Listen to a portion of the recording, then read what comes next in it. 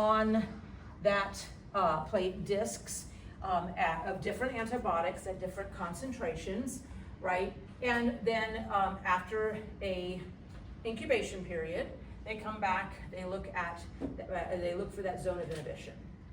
They measure the zone of inhibition and go to their charts and tables and look up, is this going to be effective? Generally, the larger the zone of inhibition, the more likely the bacteria is susceptible, right? The smaller the zone of inhibition, less likely it's acceptable. However, that being said, you still have to go to the charts because it really is dependent upon the particular antimicrobial. There is the fact that the antibiotic is traveling through the media that can affect that zone of the size of the zone of inhibition. Yes. My question was, when we, let's say they do this test and the zone of inhibition is relatively minor. When we were doing that test, we did if it's less than this number, is that when it's considered not super effective and they kind of don't use it? Like they see some kind of effect? No, not enough, or do they always kind of use it? The tables already classify you as resistant, intermediate, or susceptible. Okay. In general, you're going to go towards one that is showing susceptible. Okay, so right? when You're it's not resistant, going they to probably wouldn't choose use an that one. antibiotic Okay. where it falls as resistant. Okay. Your population of bacteria you don't want to be resistant to what you're going to treat the individual with. It's not going to provide them assistance. So the zone But- is kind of dictated to some degree, but The zone you're of measuring, inhibition yeah. dictates what it is. what you need to do for that, but you have to go to the table for that specific antibiotic, and many times the table actually even tells you by organism, so you got to know what you're working with too, because you saw some of those had Staph aureus and E. coli, but Pseudomonas wasn't even listed. That's because you would never even use that. We used everything just to, perform the experiment. But many antibiotics, because of the spectrum that their mode of action and the spectrum that they work with, you wouldn't even use it for a certain group of bacteria, and so that wouldn't even been tested in a hospital setting, right? They'd only test the ones that are likely to be effective for that particular organism. And again, the larger the zone does not necessarily mean that it's going to be more effective. It is solely based upon those tables. Okay, you have to go back to the tables because some of the antibiotics will have this huge zone of inhibition, and you go to the tables and you find it's still resistant. Does some of it at all depend on the person individually? Like some people react, they all might have, she's thinking the same thing. No person. Person like if we involved. all had strep throat. No, this person isn't involved. Oh, it's just a thing. This is I'm bacteria. thinking of it like if we all had strep throat. And No, stuff. this is not related That to the kind of host at all. It's the antibiotic. bacteria themselves. So I have a question. If the host by itself is resistant to a specific antibiotic, because we have humans now that decided to take antibiotics for everything, and now they're resistant to it. No, I think she's trying to ask the same question I just asked.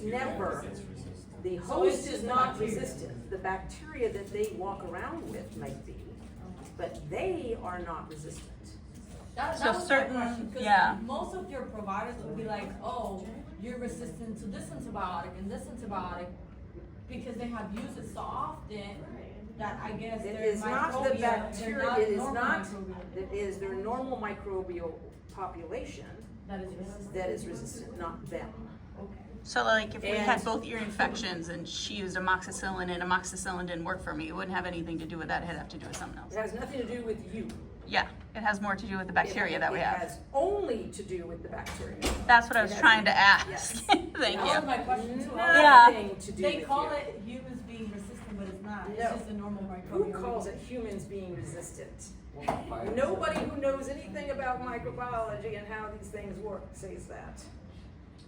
So is that No. kind of concept Not has a- to not a also do with? microbiologist, no. Well, definitely not. No, And we just work I with can the tell you results. doctors might, because half the doctors out there they've had a microbiology class at one point in their life, but they don't know anything about I agree. how They it works. receive the results by the pathologist. And I can tell you with the viruses, I sat there during COVID going, freaking A, listening to the doggone people on the TV talking about the virus grows here and it grows there, and it's like, no, the virus doesn't grow anywhere but inside the host cell.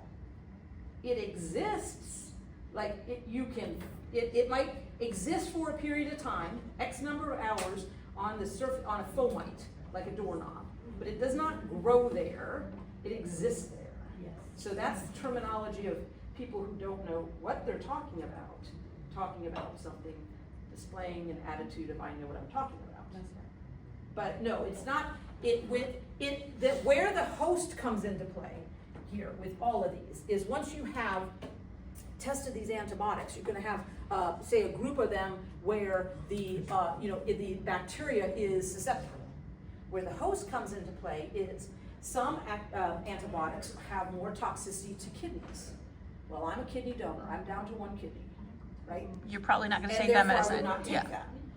Right, there's a group of medicines I don't take because most medicines are kidney friendly or liver friendly. So I take the liver friendly ones, the kidney friendly ones, less liver friendly, I'm sorry. But somebody who has both kidneys, it doesn't matter. So that's gonna come into play. Now, somebody who's had an allergic reaction to, say, penicillin, now all of a sudden amoxicillin isn't in their repertoire of, antibiotics that they can use. Nor is methicillin, nor is all of that family. Ampicillin, yeah. Right? So that comes My into mom play. was allergic to penicillin and she had the same problem. And then where is the infection? If it's in certain areas of the body, say for instance the brain, some chemicals cannot cross the blood-brain barrier. And therefore that's not, even though, that bacteria is susceptible, but it's in a location that the antibiotic or antimicrobial is not going to be able to reach. So therefore that might come into play. So Do there's they a lot have a of chart different things. somewhere for someone to pick out all this medicine for certain things? No, that falls into a different category where yes, the host organism might come into play. If you're allergic, I can't use this, Yeah. even though it's susceptible. I think there's a test now that you can send your blood or something You're for right, yourself, there is, yeah. and they can actually test It's like what GeneSight or something what like is that. for you, Yeah. like what medication you can take that will work for you for everything. Yep. ADHD, High blood diabetes. pressure, depression There's actually a medication. test for Yeah, that now, it is. that they can test yourself and be like, this I've works taken for it. you, and this, I don't know if it's true, I'm just saying. No, I heard it's from true, one I've of my taken it. providers. It's true, I've taken it. Yeah, I heard it exists. I don't think that there's a cure-all for drugs for any Well, particular thing. That's right, no, I And was I do talking- think that in the long run, it's a pill mill. Once you start one pill, it fixes this problem, but creates that, and that problem. So then you're on new pills that fix that problem, but add 2 or 3 more additional problems. Which is how, you get an elderly individual who has now got, 15 20 medications, 15, 20 yeah. to 20 pills that they're taking. Yeah. Many of which are just trying to, fix the problem depression, of the yeah. other, that the other It's pill like is trying to figure, Plaxiclovir. So many people think Plaxiclovir is gonna treat COVID and it's gonna be fantastic, and they don't know how many problems it comes with. And again, everyone different people can have reactions to any of these are drugs. As soon as a drug goes into the body, not everyone is going to interact with it the exact same way. Okay, but that's not saying that they're resistant. They might not. It might not work well for them, but that doesn't mean they're resistant to it, right? It's just not effective for them specifically. Now, there are other types of testing that can be done. So sometimes we want to know the minimum concentration of an antibiotic that we can use that's going to be effective. Okay, that is called the minimum inhibitory concentration test, or the MIC. Okay, you want? No. Okay. I knew it. I just wasn't gonna So sting it with you. the MIC test is looking at the lowest concentration that's gonna be effective. Okay? And there's two ways that you can do this, that they have out there really. One is called the E test, and this is much like the Kirby-Bauer, where we actually have, instead of a disc, it's a strip. And on the strip, they have increasing concentration. So you're looking at where do we see, at what concentration do we see no growth? Okay, so we do see some dots here, so some colony growth here. So where probably the lowest where it intersects would be about 4, right? So you want to hit that lowest where you have inhibition. Okay, so for that particular antibiotic, that's the lowest concentration it can be used. Another way they can do this is using these little microtiter plates. The microtiter plates are about the size of an index card, okay? And it has 96 wells in it. And each of these wells carries about 1 microliter max, okay? And what they'll do is they'll take the antibiotics at different concentrations across the board, and they have media, and then they put your organism, okay? And then they incubate it and let it to see whether it grows or not. So then they can go, in this case they're saying, this is the low concentration towards higher concentration. So for this particular specimen, right, for the clindamycin, we see growth all the way to the highest concentration, through the highest concentration tested. So it tells us that the lowest, the MIC is somewhere even higher than this concentration. So we'd have to do further testing, right? So for here, we've got penicillin. They're showing you this is the first well that shows no growth. So the MIC is at that concentration, which that concentration was 0.06 micrograms per mil, etc. So they can test on this microtiter plate, they can test quite a few antibiotics, quite a few different concentrations to give you that lowest concentration that inhibits the microorganism. Now, inhibiting the microorganism means that we definitely know it is bacterial static for this organism. We don't know if it actually kills the organism though. So to do that, to determine that, we would need to go to the next step. Okay, and the next step is where we're looking at the minimum bactericidal concentration test, or the MBC test. Okay, so if here was our, in this case, instead of a microtiter plate, they're using test tubes. It's the same concept. You could pull from the microtiter plate though too. And in this case then, what you would do from this is you would take those tubes that show no growth and transfer them onto plates that have no antibiotic on them, okay? To see, does the organism grow once the antimicrobial pressure has been removed, okay? So as long as the antimicrobial is present, then you get growth.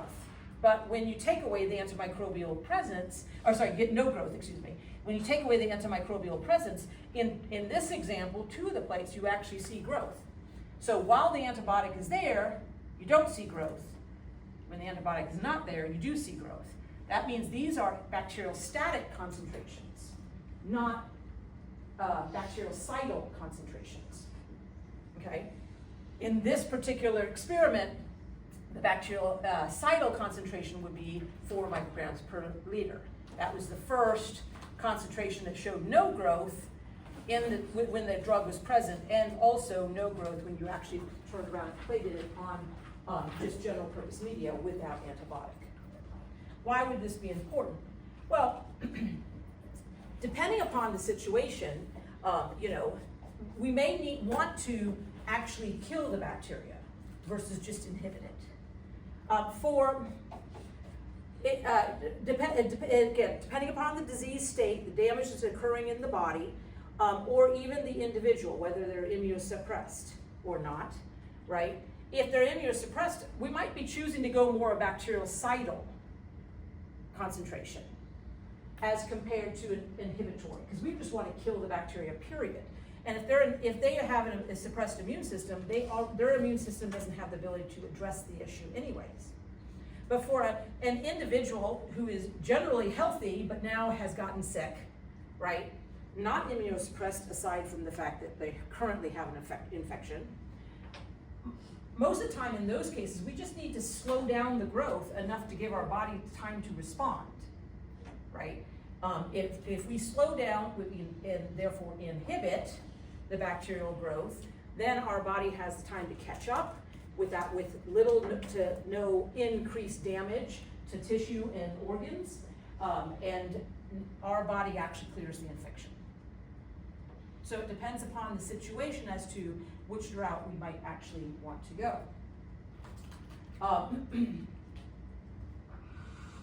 We also look at how, when we're looking at our antimicrobial drugs, is how we're going to administer these drugs, right? Topical is localized and usually used for cutaneous infections. If it is even if a cutaneous becomes too serious, you might move towards oral, right? Antimicrobial. Now, oral is the easiest besides topical, which is again limited. Oral is then the next easiest for administration. Just tell the patient, what they're taking, when they're taking it, the frequency, and the duration for it, and whether they have to take it, whether they can't take it with certain foods, or they have to take it with, food, a particular, a meal, or water, or whatever.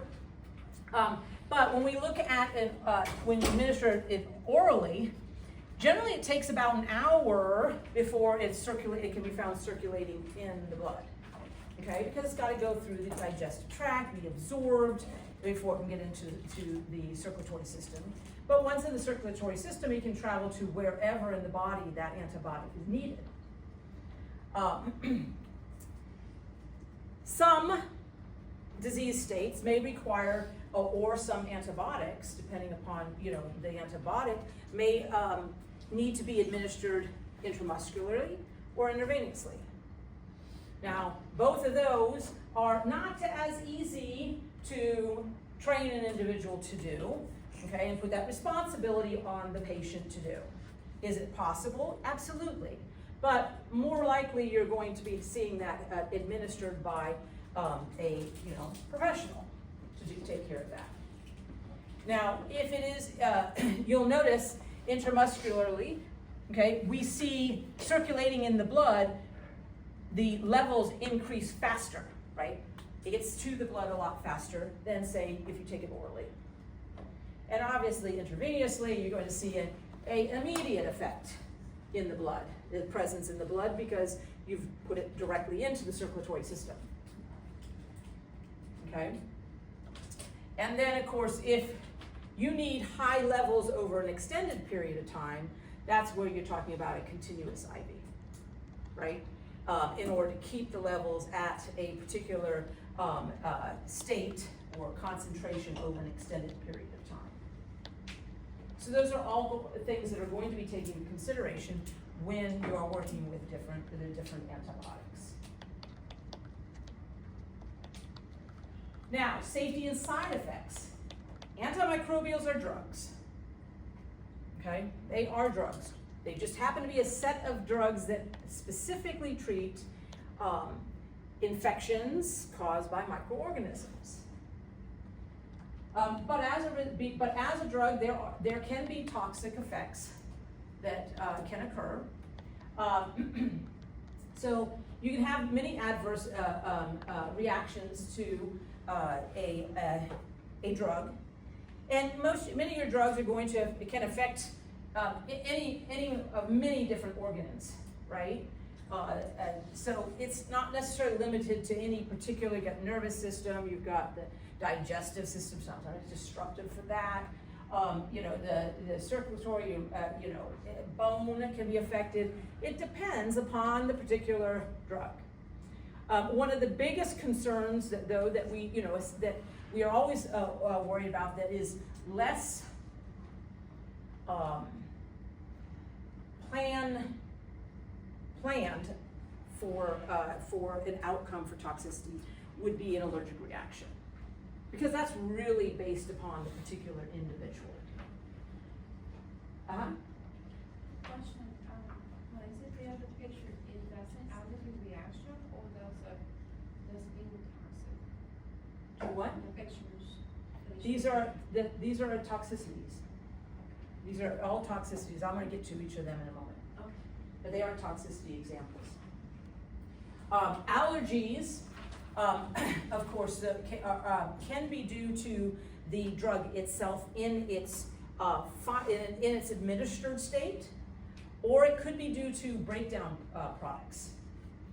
Okay, which is why they are so adamant about once you have an allergic reaction to any drug in the family of drugs, that you don't continue with any drug in that family, because it might not be the chemical as it's administered, but rather as it's being broken down by your body. Okay? Because all of these drugs are being broken down by your body into smaller subunits, and then for removal eventually. It doesn't stay in you forever, right? And so you metabolize these drugs. And any of the metabolites could be where you're seeing the allergic reaction. Obviously, allergic reactions, the toxicity there is that allergic reactions can be severe, life-threatening severe if you move into anaphylactic shock. Okay? With an allergic reaction, you don't usually see it the first time you take the drug. You see it on any subsequent times you take the drug. As well as allergic reactions can start later in life. So just because, hey, when I was a kid, I was taking, penicillin, no problem. Okay, and then I turned, and sometime after 35, I took it for this, this particular infection, and now I have an allergic reaction. Okay, that is not uncommon. Allergies can develop even as you get older. It is not something you automatically, develop right away at a young age. Other toxicities, disruption of your normal flora, which of course gives you that super infection, right? The fact that the drugs are toxic to different organs or tissues. And of course, you have to take in consideration the patient, especially if they are pregnant, as to whether it's going to have a toxic effect on the growing fetus. Okay. Now, in the picture here, I have several examples. Let's see. This one right here is an arm, and this is referred to as red man syndrome. It's caused specifically by vancomycin, and it is a temporary reaction, almost like an allergic reaction that gives that presentation. Okay. The next one over to the right is the black hairy tongue. It's caused by an antiprotozoal drug. Okay. It too is a temporary. So while you're taking the drug, so these two are while you're taking the drug, you might see this reaction. You may or may not see the reaction depending upon the individual. But after you stop taking the drug, it goes away. The bottom here picture, this is that I brought up the teeth discoloration caused by tetracycline. That's what you see there. That is a permanent. Okay, it is it occurs when younger individuals are taking tetracycline to treat an infection, and they get the discoloration in your teeth, and it, like I said, it is permanent, lifelong. Okay, so not cosmetically, right? None of them are, quite frankly. But if you're going to have a reaction, preferably we want it temporary versus long term. All right. So how do we evaluate these drugs and this toxicity? Here's where we have what we call the therapeutic index. So each drug is going to have its therapeutic index. This is the ratio of the dose of the drug that can be tolerated to the drug's effective dose. Okay. in other words, worded a little better, lowest risk of side effects versus highest probability of killing pathogen. Okay? And when you look at the therapeutic index, the higher, the better. So, 2 antibiotics here given, A and B. Toxicity for A is 30 micrograms, however, it's effective at 2 micrograms for a TI of 15. For antibiotic B, toxicity is 40 micrograms. It's effective at 5 micrograms, so its TI is 8. So of those 2, A is the better option. For C and D, 30 micrograms is the toxicity for humans for C, and effective is 1 microgram. So we have a TI of 30. In D, we have 40 micrograms is toxic. Again, 1 microgram is effective, giving us a TI of 40. So in that case, D is the better option. Okay, so these are, in addition, some of the things that they will be looking at when they are deciding on an antimicrobial. Not only is the organism susceptible, but what are the therapeutic index for the different antibiotics, and so which one is going to be then the ideal for a particular situation.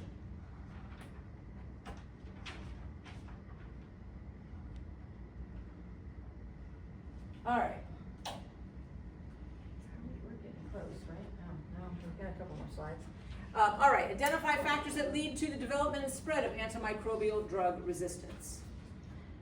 Some of the factors that lead to development and spread of antimicrobial drugs would be overuse and misuse of antimicrobials. One of the most common overuse and misuse would be the use of antibiotics. Antibiotics, by definition, are antimicrobials effective against bacteria. Okay? So, when a patient is coming in with a viral infection and they are prescribed an antibiotic, that antibiotic is going to do them no good. Now, education has been, strong as far as getting that information out so that doctors are not prescribing, right, an antibiotic for a viral infection, but it still exists. I know for my daughters, there were at least 2 times that I can think of where I went in and they said, oh, it's a viral infection, let me get you this antibiotic. And they listed off the antibiotics like amoxicillin or something like that. I'm like, why? Well, I guess you could come back if you get a secondary infection, or if they get a secondary infection. I said, yeah, I think I will. Why am I going to pay for the antibiotic? I'm not going to distribute it to them. But on the other hand, a patient that's not feeling good, going into the doctor, paying for the visit, and walking away with nothing other than being told, it's a viral infection, you're just going to have to hang out, and work your way through it, people get upset. Sounds like they're- So, it does, that is also a problem, right?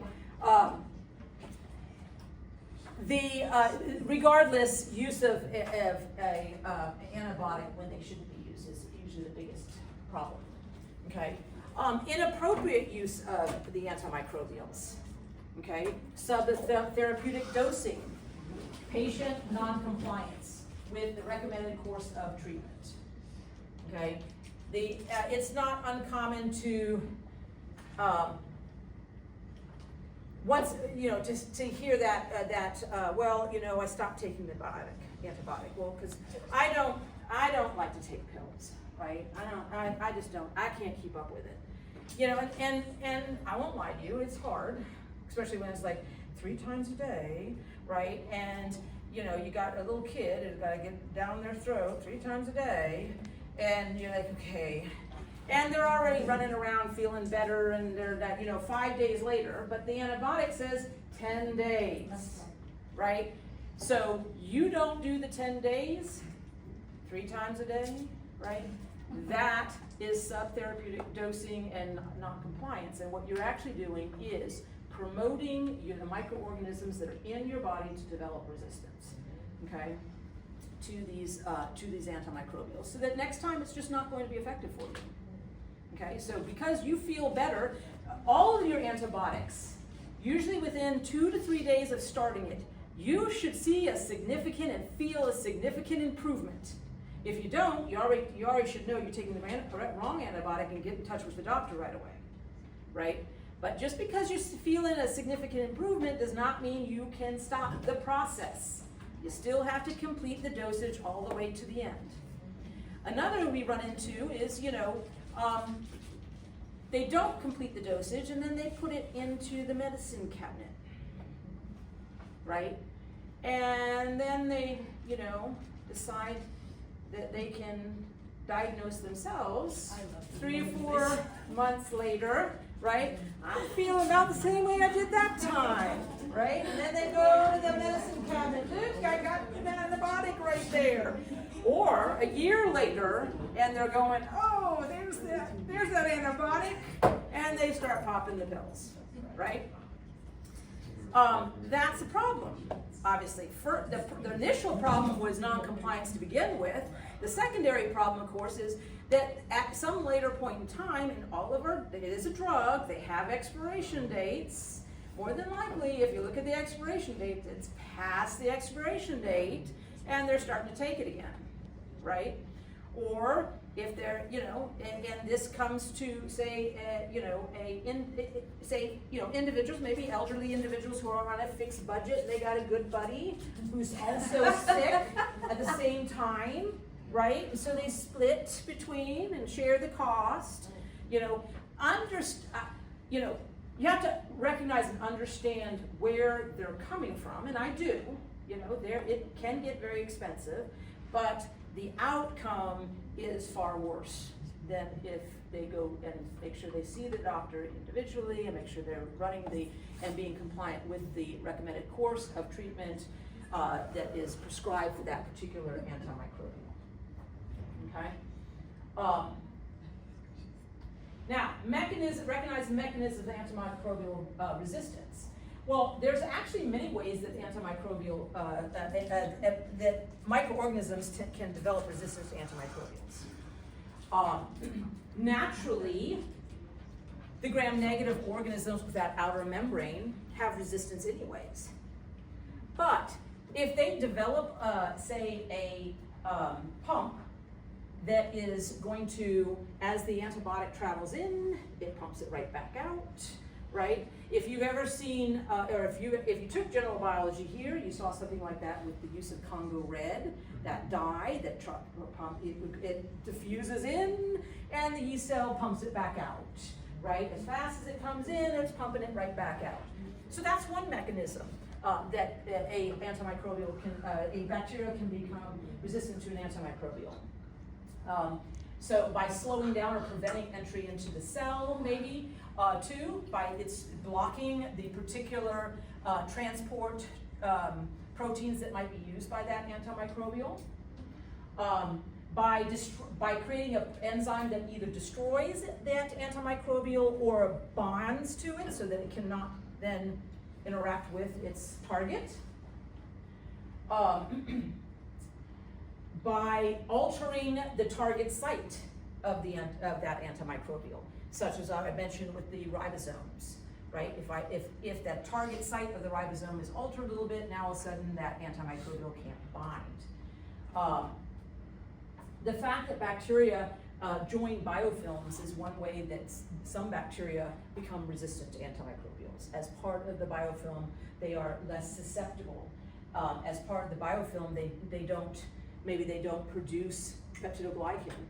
That means that all of the antimicrobials that fall in to inhibiting the cell wall synthesis are no longer going to be effective, okay? Because those cells don't have that cell wall. They can alter their metabolic pathway. Say for the inhibiting of a metabolic pathway, so I change my pathway. Instead of going A, B, C, D, I go A, B1, C1, right, and then over to D. And now I've sidestepped the pathway that's blocked. Mycobacterium tuberculosis produces a protein called MFPA that binds DNA gyrase, and that prevents the fluoroquinolones from binding. So in this case, they're binding the target of that antimicrobial. Normally, the antimicrobial binds DNA gyrase, and that prevents DNA gyrase from functioning. But they've now developed a protein that binds DNA gyrase, so DNA gyrase can still function, and the antimicrobial can't bind, right? So that's kind of a competitive binding process. Usually, how do they do these bacteria develop resistance? Resistance is acquired usually one of two ways. One is through new mutations, just spontaneous mutations that occur naturally, that by chance help out that particular cell, make them more resistant, or through acquisition of the R plasmids. R plasmids are for resistance. R plasmids are extrachromosomal DNA that has, say, a gene that provides resistance to a particular antimicrobial. And they can acquire those genes through transformation, transduction, and conjugation. Okay? That being said, where am I at? I still have 3 more slides. I'll go through them. There is a bonus assignment I'm going to make available. I'll probably do it while you guys are in the lab. I meant to do it yesterday and then I forgot. But I'll make it available. It is one in which you would watch a frontline video and then answer the questions that I gave. Okay? One of the questions has just been answered by me, right? Just now, and you'll have to give a little explanation of the 3 different steps, right? Which are all how bacterial cells acquire DNA. We covered in Unit 2 anyways. So a short description of how that happens. But I'll open that up to you guys while you guys are working away during lab. Okay. All right. How do we go about preventing antimicrobial resistance? Well, one is our regimen for the use of the drug needs to be the correct regimen. Obviously, we need the patient to follow that regimen, but we got to make sure that regimen is the correct regimen. That's going to maintain a high enough concentration within the body for that drug to be actually effective. Only use antimicrobials when necessary. Develop new variations of existing drugs, right? Altering making those semi-synthetics to alter the drugs a little bit. That takes, of course, some effort on the part of the drug development side, and we're already going to see some problems with that in general, just due to the cost. And then of course, the other would be, which isn't necessarily listed here, is combining. Oh, that's because I was going to the next slide. Okay, I'll wait on this one. But search for new antimicrobials, semi-synthetics, and synthetics. So again, that requires input from pharmaceuticals. And then another way is through using microbial agents in combination. Okay, so we do have, and where we use antimicrobials in a combined, so you'll be taking 2 different drugs at the same time. It's very important when you're taking multiple drugs that you look at the effect that they have on each other. The 2 drugs may have no effect whatsoever. They're 2 different processes. They don't affect each other necessarily. So they work the same whether you're taking them by themselves or not, or in combination. But we also see where when you take things in combination, you can find synergism and antagonism. So synergism is where when you take in combination, the drugs work better than they do individually. And antagonism is where when you take in combination, the drugs actually interfere with each other. So we never want the antagonism situation occurring, because that defeats the purpose, okay? This is showing an example of synergism, and you'll notice in this, right?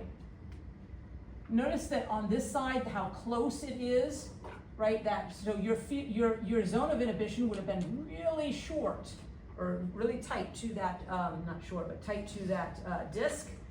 But where the two combine, which would be in this area here, is actually getting bigger. So you get that kind of teardrop appearance.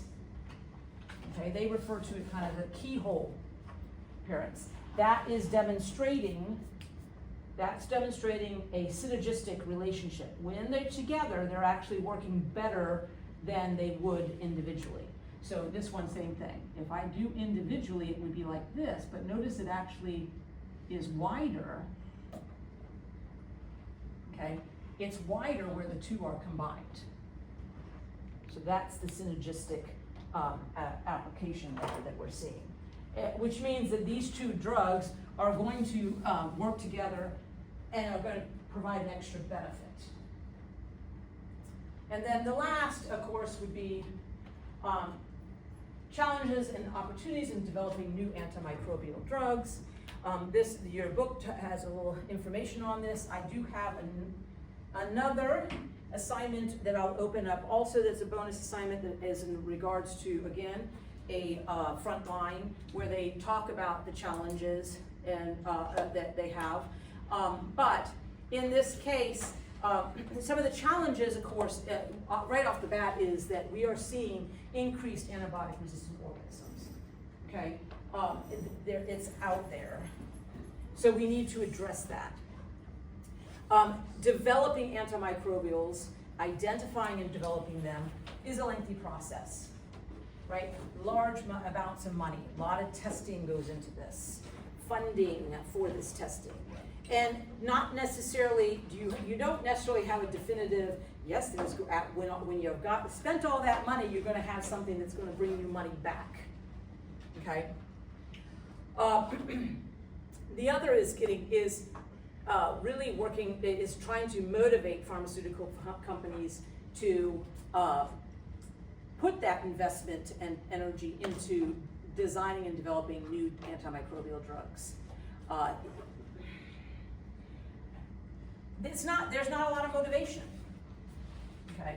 It's far more profitable to look at diseases, non-infectious diseases, so those diseases that are lifelong diseases that are gonna have to be treated, you're gonna be taking that medication the rest of your life, high blood pressure, right, high cholesterol, diabetes. These are all, disease states that the individual, once they've identified that disease state, they're gonna be needing to take something to control this, and it's gonna be required the rest of their life. So that's a moneymaker. Infectious diseases are short-term. Once treated, it's done, right? And the same is going to even apply when we look at the one we'll be looking at, the frontline I'll be looking at. I'll open up probably more towards the fourth unit, but it looks more at the vaccines specifically, right? And the fact that there's not a lot of motivation for the development of, because once you provide a vaccine, you potentially eliminate then the cause of the disease state, and now you're not getting money for the medications for the people who are sick from it, the particular. It's commercialism, right?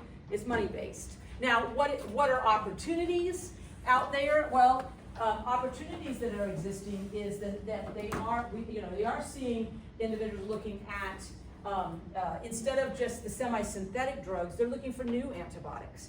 And they're looking in different environments. So a big push has been to soil organisms, because that's pretty common.